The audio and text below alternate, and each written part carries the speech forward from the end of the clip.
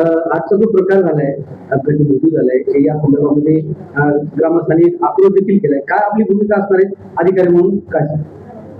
आजचा जो अपघात कवठा शिवारमध्ये झालेला आहे, त्याच्यामध्ये मयत व्यक्तीचं नाव बाबूजी गंगाराम जाधव, राहणार बोराळाचा आहे.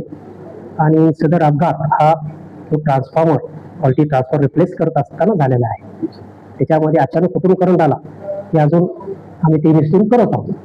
आणि त्याच्यामध्ये आमची महाकेंद्रातर्फे जे काही रूल्स अँड रेग्युलेशन जे काही कंपल्शन असेल ते आम्ही त्यांना देण्याचा पूर्ण प्रयत्न करू. कुटुंबाचा आरोप आहे की परमिट घेतलं होतं आणि करंट आला.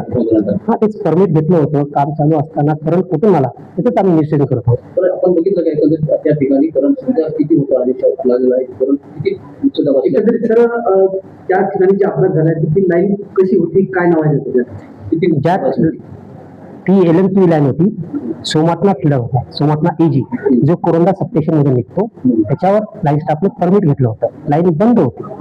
मग तो ट्रान्सफॉर्मर रिप्लेस करत असताना पोलवर त्यांनी त्या व्यक्तीने ऑक्सोरेटरने पुल्ली लावली. त्याच्यानंतर काही वेळानंतर त्याचा करंट आला. तो कसा आला, काय आला, त्याचेच आम्ही इन्व्हेस्टिगेशन चालू आहे. आपण अधिकाऱ्यांशी बोलत असताना काय सूचना देतात तुम्हाला या घटनेसंदर्भात?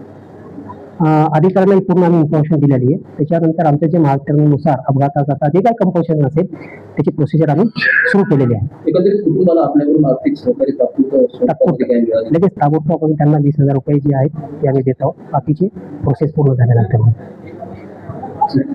काय परिस्थिती आहे वसमत तालुक्यामध्ये या MSEBचा इतका भोंगळ कारभार आहे की प्रत्येक गावात लाईनमॅन हे स्वतः काम न करता ते असे तुटपुंड देऊन कोणालाही गावातल्याला धरून ते त्यांचे काम करतात आणि त्या पद्धतीने हे पगारी घेतात आणि जीव गेला तर अशा निष्पाप लोकांचा जीव जातो.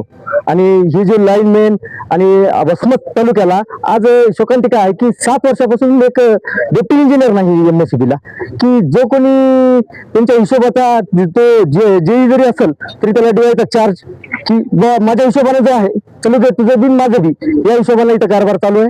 आणि अत्यंत याच्यामध्ये काय शेतकऱ्याला तर त्रास होतोच आहे. शेतकऱ्याला लाईटची कोणत्याही प्रकारची हे नाही आणि त्याला वसुली कगादा लावलेला जातो, ट्रान्सफॉर्मर भेटत नाहीत.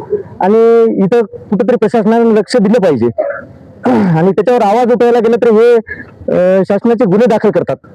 वैयक्तिक माझ्यावर MSEBने 3 गुन्हे दाखल केलेले आहेत आजवर, की मी न्यायासाठीच त्यांना दाद मागायला गेलो असताना.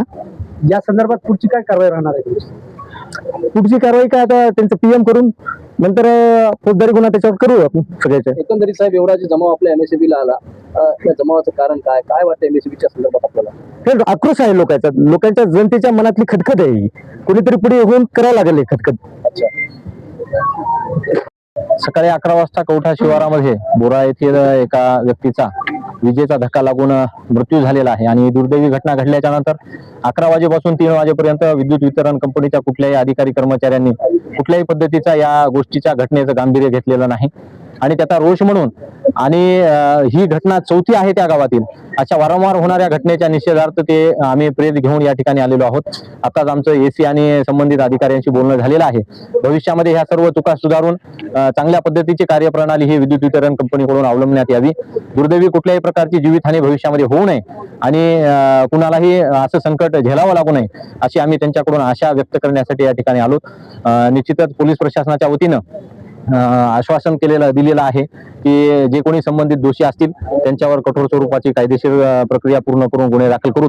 आणि आम्ही देखील कायद्याचा सन्मान करणारे लोक आहोत. रीतसर पोस्टमॉर्टम करून जे काही कायदेशीर प्रक्रिया आहे ती पूर्ण करून गुन्हा दाखल करणार आहोत.